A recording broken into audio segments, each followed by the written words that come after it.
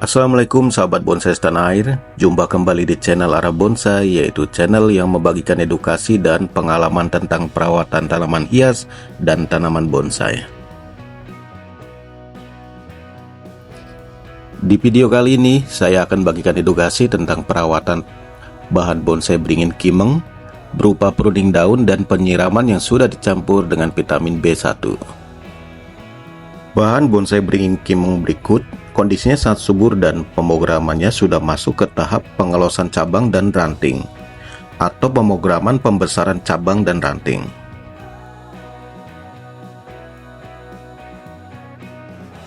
Untuk pemrograman akar saya kira sudah cukup. Di bulan Desember 2024 saya terakhir lakukan press akar dan hasilnya sudah bagus. Jadi sekarang saya tinggal fokus pada pengelosan cabang dan ranting untuk mengejar pembesarannya. Dan untuk metode pengelosan yang saya lakukan selama ini, yaitu saya selalu pruning daunnya dan hanya mensisakan daun di bagian pucuknya saja. Tujuannya supaya dari penyisaan daun di ujung, yaitu supaya nutrisi dari akar tertuju langsung sampai pucuk cabang dan ranting, sehingga mempercepat pembesaran cabang dan ranting. Dan tujuan penyisaan daun di pucuknya yaitu supaya beringin kimeng berikut tetap bisa berfotosintesis. Karena suatu pohon jenis apapun itu wajib dan harus berfotosintesis untuk memproses asupan nutrisi dan makanan supaya tetap subur dan berkembang. Menurut pengalaman saya, pengelosan cabang atau ranting dengan metode begitulah cara paling cepat dan efektif untuk mengejar pembesaran cabang dan ranting. Namun, ada juga para pecinta bonsai lainnya di waktu pengelosan batang atau cabang atau ranting tanpa mempruning daunnya. Dan biasanya metode seperti itu dilakukan dengan cara grounding. Karena saya pemrogramannya tanpa grounding, jadi saya lakukan metode yang seperti ada di video berikut. Jadi apabila sahabat ingin memprogram suatu bonsai jenis beringin kimeng, sahabat bisa gunakan mana yang menurut sahabat cocok dan cepat dalam pertumbuhannya. Karena pada dasarnya jenis beringin kimeng dalam pemrogramannya juga harus membutuhkan waktu sangat lama. Dan di samping itu dalam pemrograman bahan bonsai beringin kimeng, dari segi media tanam, pupuk, serta nutrisi tambahan juga harus diperhatikan, supaya beringin kimeng tersebut tetap subur dan sehat. Beringin kimeng termasuk keluarga jenis ficus, dan dalam bahasa ilmiahnya yaitu Ficus microcarpa. Beringin kimeng juga banyak dan sering dijadikan bahan bonsai karena karakternya yang bagus untuk bonsai. Serta perawatan beringin kimeng tidak sulit dan tergolong mudah apabila sahabat paham dalam perawatannya. Dan bonsai jenis beringin kimeng yang sudah jadi atau sempurna, dari segi harganya pun bukan tergolong murah.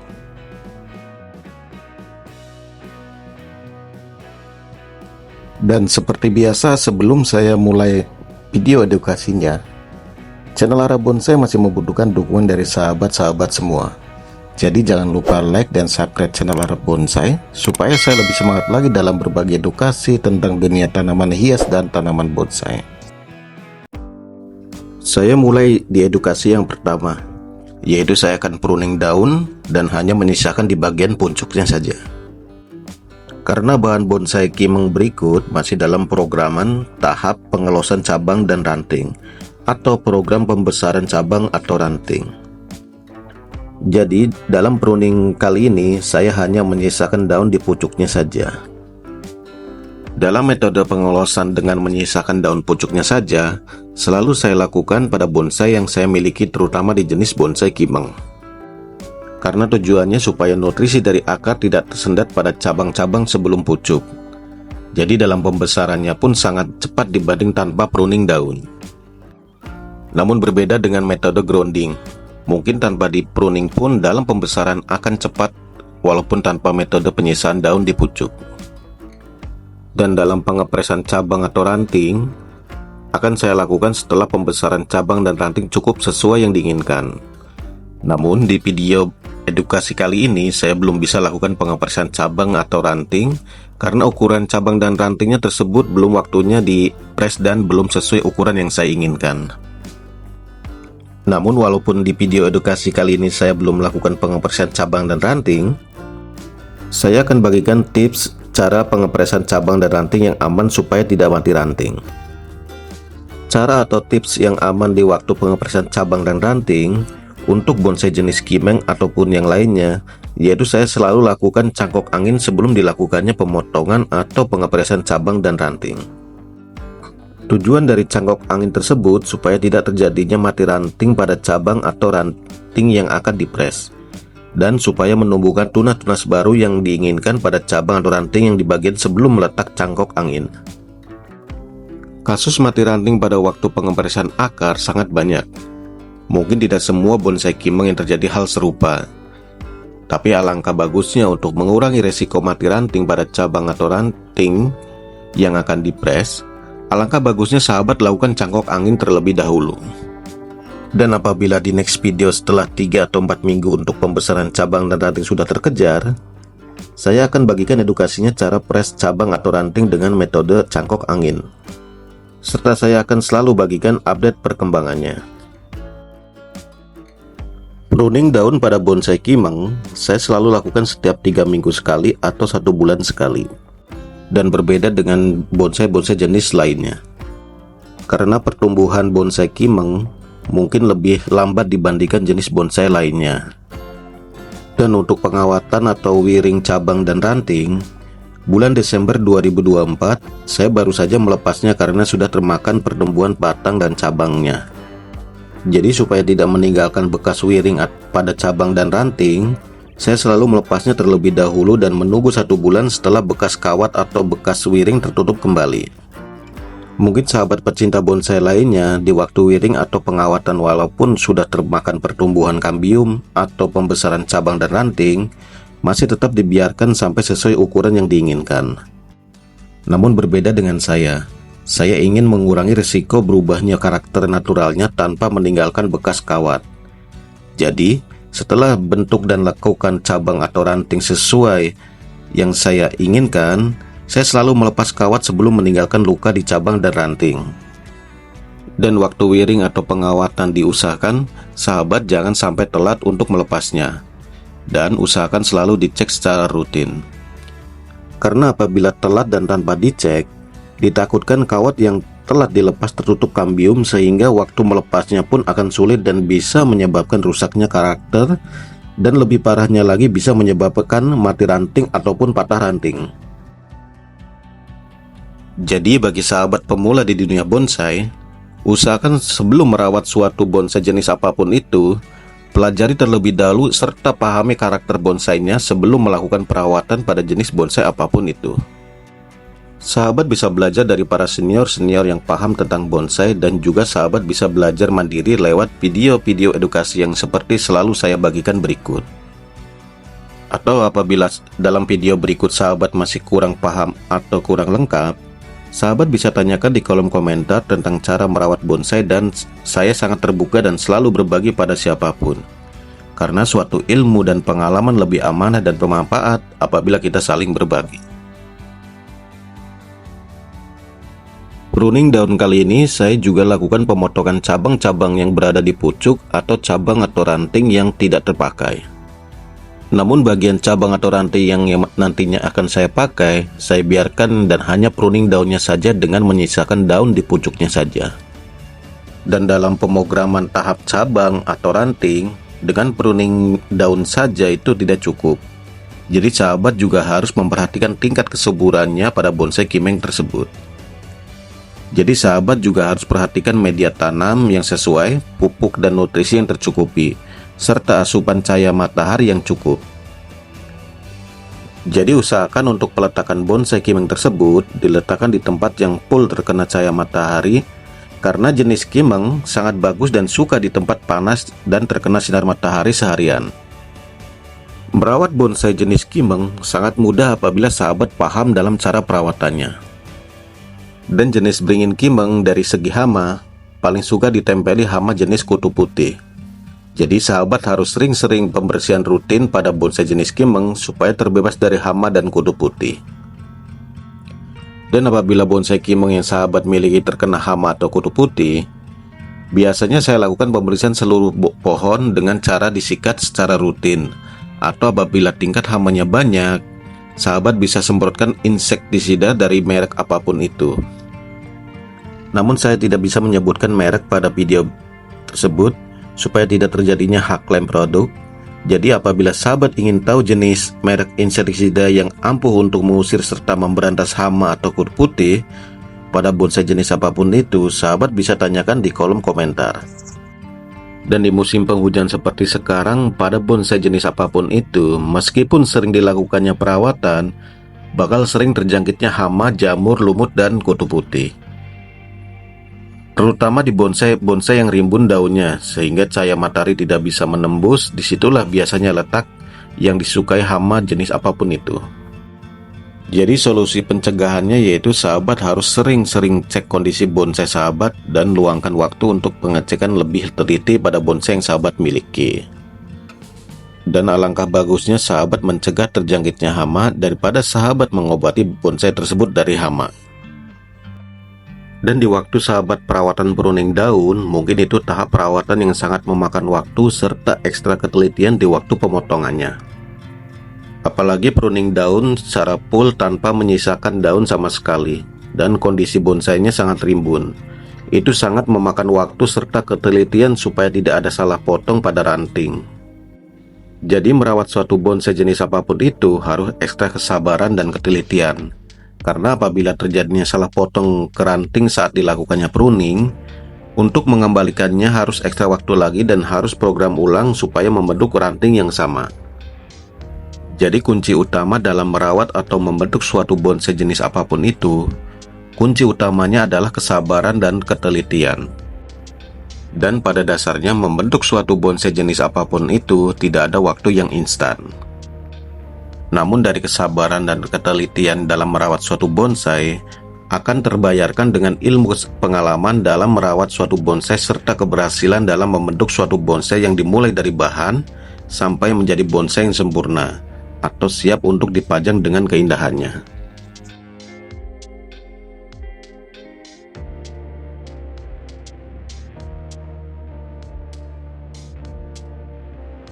Dan seperti biasa, setelah saya selesai melakukan perawatan berupa pruning daun, sebelum saya lanjut ke tahap perawatan berikutnya, saya selalu membiasakan untuk membersihkan daun-daun hasil pruningan yang ada di atas media tanam, supaya daun-daun bekas pruningan tidak terjadinya pembusukan yang dapat membahayakan pada bonsai tersebut atau memicu tumbuhnya hama.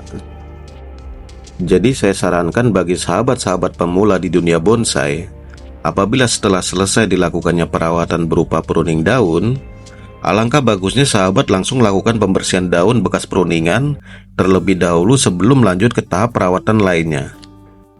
Karena kebersihan pada suatu bonsai jenis apapun itu sangat penting, serta berpengaruh juga pada kondisi bonsai tersebut.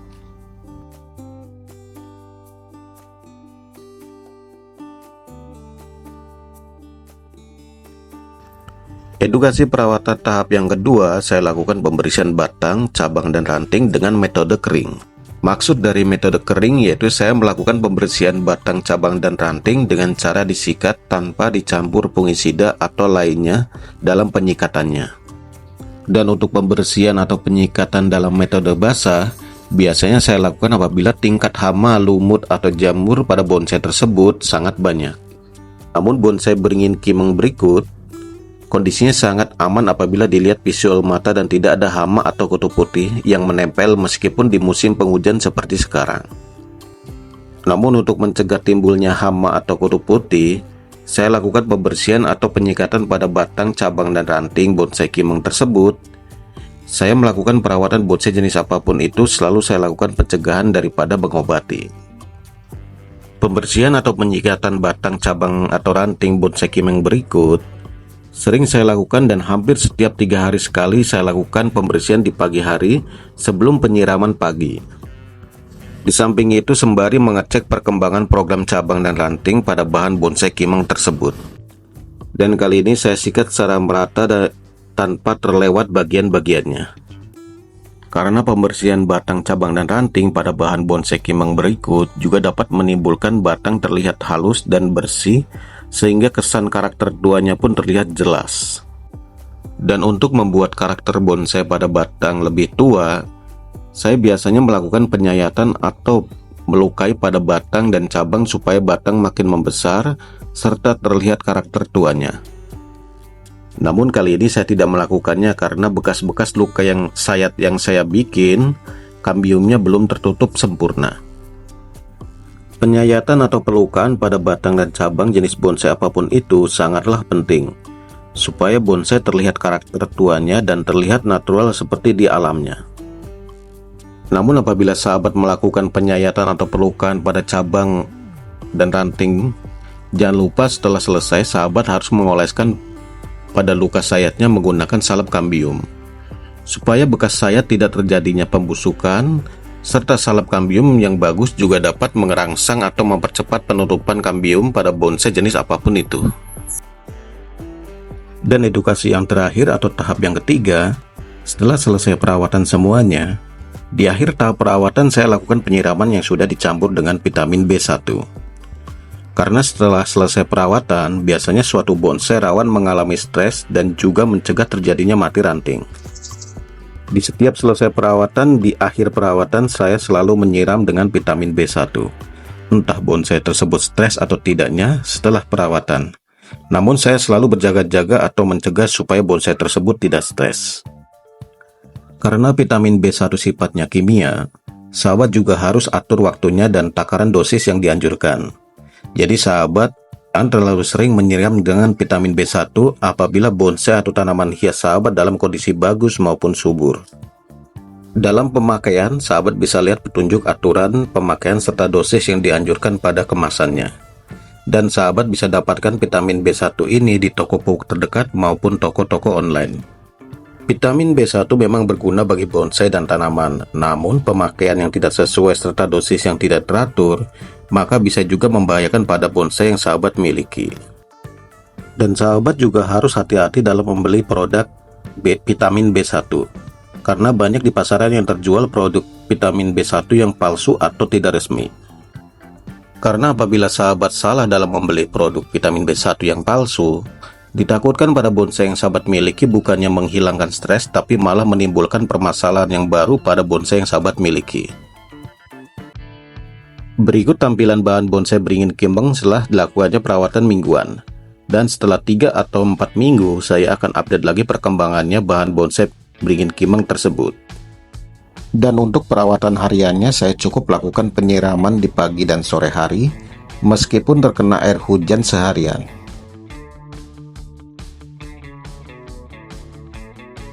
Dan target pemrograman kimeng tersebut yaitu ukuran mame atau the max, serta target pengelosan atau pembesaran cabang pada kimeng tersebut yaitu pada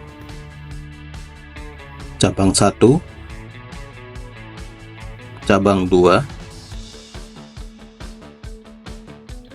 cabang 3, cabang keempat, serta mahkota.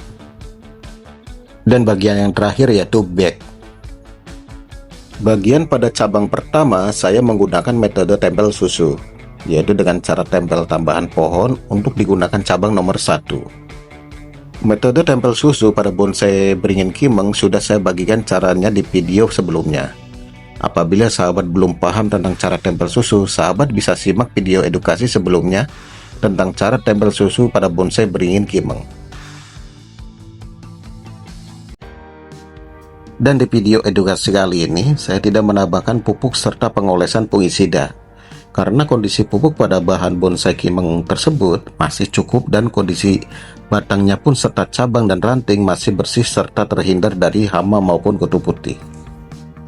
Jadi, semoga sahabat bisa lakukan tahap-tahap perawatan yang seperti saya lakukan, serta lakukanlah urutan seperti tahap-tahap yang selalu saya bagikan, dan terutama semoga edukasi kali ini bermanfaat bagi sahabat semua.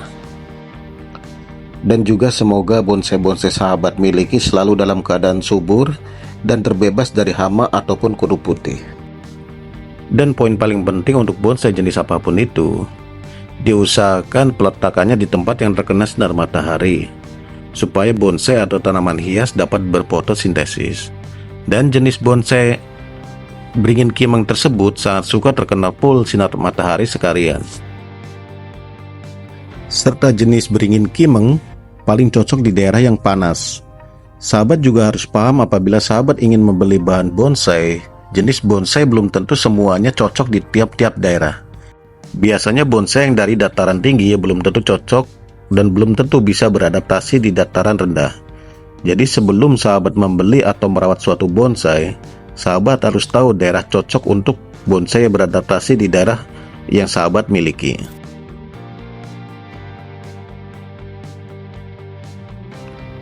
Terima kasih sudah menonton video edukasi yang channel Ara Bonsai bagikan. Apabila dalam video edukasi kali ini ada salah kata atau kurang dalam penyampaian, Ara Bonsai memohon maaf sebesar-besarnya. Ambil sisi positifnya dan buang sisi negatifnya. Channel Ara Bonsai hanya berbagi edukasi berdasarkan pengalaman yang selama ini saya lakukan, dan tidak ada maksud untuk menggurui para sahabat semua. Jadi dukung terus channel Ara Bonsai dan semoga video-video edukasi channel Ara Bonsai bermanfaat bagi sahabat semua. Dan sekali lagi channel Ara Bonsai masih membutuhkan dukungan dari sahabat-sahabat semua. Jadi jangan lupa like dan subscribe channel Ara Bonsai supaya saya lebih semangat lagi dalam berbagai edukasi tentang dunia tanaman hias dan tanaman bonsai. Sampai berjumpa lagi di next video. Salam satu hobi dan wassalamualaikum, sampai jumpa kembali.